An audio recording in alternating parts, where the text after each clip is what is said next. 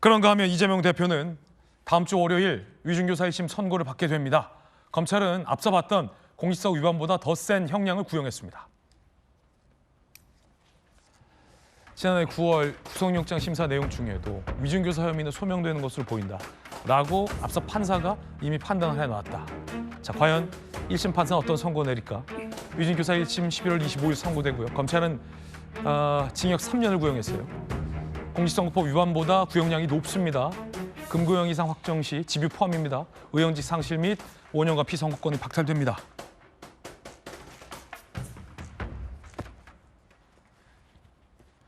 자, 위중교사 의혹은 잘 아시다시피 이재명 대표가 과거 검사 사칭 사건으로 유죄를 선고받고 경기도지사 선거 토론회에서 검사를 사칭하지 않았는데 누명을 뒤집어 썼다라고 발언을 해서 이것이 선거법상 허위사실 유포다라고 기소가 되고 재판을 받은 적이 있었습니다.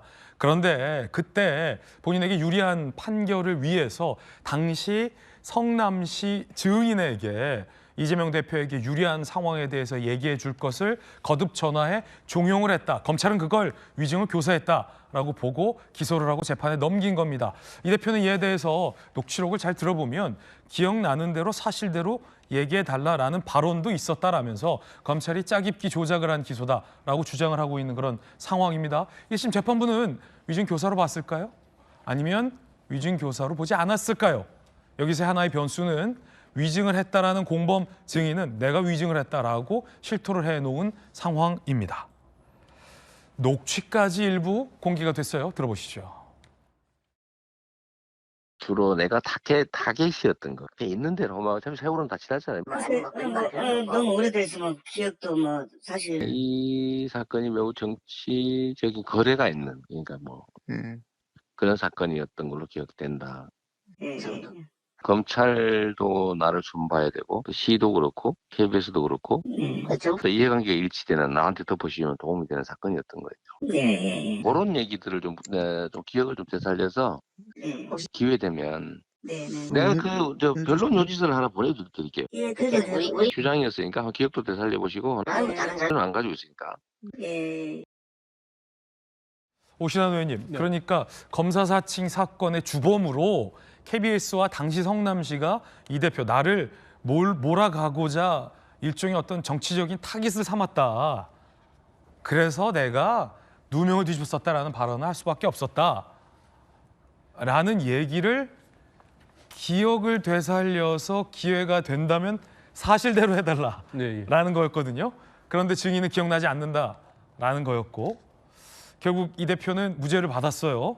자, 검찰에서는 이건 적정 위증 교사라고 보고 있는데 오신환 의원님 어떻게 보셨어요? 근데 녹취록의 전반적인 내용들을 보면 뭐 본인은 누차 기억을 되살려서 있는 취지대로 말해달라고 얘기했다지만 본인이 듣고자 싶은 얘기들을 계속 반복적으로 얘기를 하거든요. 네네. 이제 김진성 씨는 나는 잘 오래돼서 기억이 안 난다는 이야기를 또 반복적으로 하고 있고요.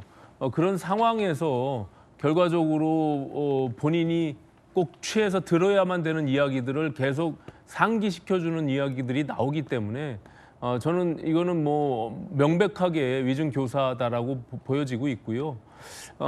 일단 1심 지난번 공직선거법 15일 날 있었던 판결을 보면 일단 죄질이 불량하고 또 죄책이 굉장히 엄하다 이렇게 본 것이에요. 네네. 그래서 사법부는 저는 이제 이재명 대표가 그동안에 재판 지연이나 뭐 사법 방해에 대한 여러 가지 전략들로 지금까지 왔는데 저는 25일에 위증교사 1심 선고를 앞두고는 민주당이 전반적으로 전략을 바꾸지 않으면 안 된다.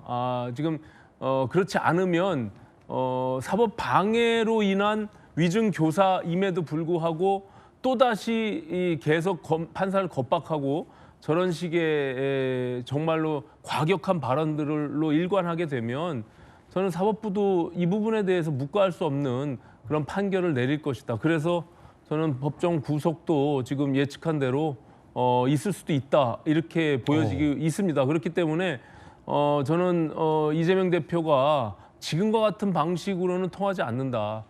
그렇기 때문에 오히려 법률적인 판단들에 집중해서 예. 대응하는 것이 마땅하지 저런 식의 물리적인 또 여론을 형성하는 쪽으로 가는 것은 사법부가 굴복할 리가 없다. 저는 이렇게 보여집니다. 예. 검찰이 밝힌 자료를 보니까 정혁진 변호사님, 네네. 이게 위증교사 의혹이 나올 수 있는 예상 형량을 좀 질문 드릴 건데 네네. 선고 결과 네네. 이 대표가 주장하는 것처럼 무죄가 나오거나 그게 아니라 만약에 유죄라면 뭐 벌금 이게 아니라 앞서 방금 화면에 띄운 거 다시 한번 피디님 띄워줘 보실까요? 93.8%가 위증교사범에 대해서 유죄가 판단되면 징역형이 나왔다. 이거거든요. 네네. 벌금형은 6.2%밖에 안 나왔어요.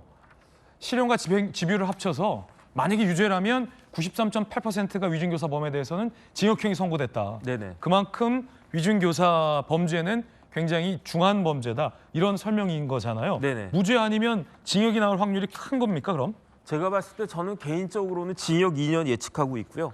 그다음에 왜 그러냐면 이게 가중 요소가 세 가지인데 첫 번째가 피지휘자에 대한 교사. 높은 사람이 자기 권력 이용하면 안 된다는 이야기고. 아, 이건 또 가중 요소가 다르군요. 그렇죠. 그다음 첫 번째 피지휘자에 대한 교사. 교사. 그다음 두 번째가 위증을 교사한 경우. 그러니까 위증죄보다 위증교사죄가 항상 더 형이 높습니다. 그렇군요. 제가 사건 그 관련된 그 자료들을 한 몇십 건 찾아봤는데 위증보다 위증교사죄가 항상 더 형이 높아요. 결정적으로 뭐냐면 위증이 재판 결과에 영향을 미친 경우. 이거는 위증이 재판 결과에 영향 미쳐가지고 유죄가 나올 사안이 무죄가 나온 거 아니겠습니까? 이거는 이재명 대표의 위증이 대성공한 케이스인데 이걸 어떻게 실패한 위증교사라고 하는지 전 도대체 이해가 되지가 않고요.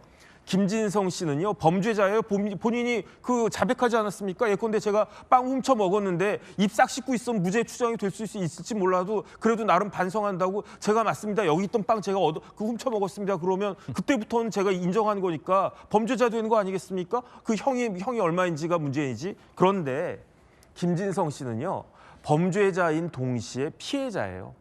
김진성 씨는 위증하고 싶은 마음 없었습니다. 없었는데 경기도지사씩이나 되는 엄청나게 높은 사람이 한 번도 아니고 두 번도 아니고 여러 차례 이렇게 위증해달라고 교사하니까 어쩔 수 없이 했다라고 본인이 그렇게 이야기를 갖다 했단 말이에요. 그런데 이건 뭐랑 똑같냐면요. 제가 예컨대 제가 좀 분위기가 그런가? 네네. 성추행을 당했다고 쳐요.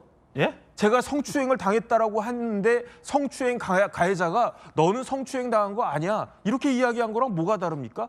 제가 성추행 당했고요. 저는 그렇게 되어 있고 증거까지도 확실한데 성추행을 가했던 사람이 너는 성추행 당한 거 아니야. 너는 그냥 대충 뭐 그런 것일 뿐이야. 이렇게 이야기한 것과 뭐가 다른가? 그러면 이재명 대표는요. 이런 경우에는 성인지 감수성이 부족하다고 이야기했겠지만 이걸 갖다가 이 위증에다가 도입하면요.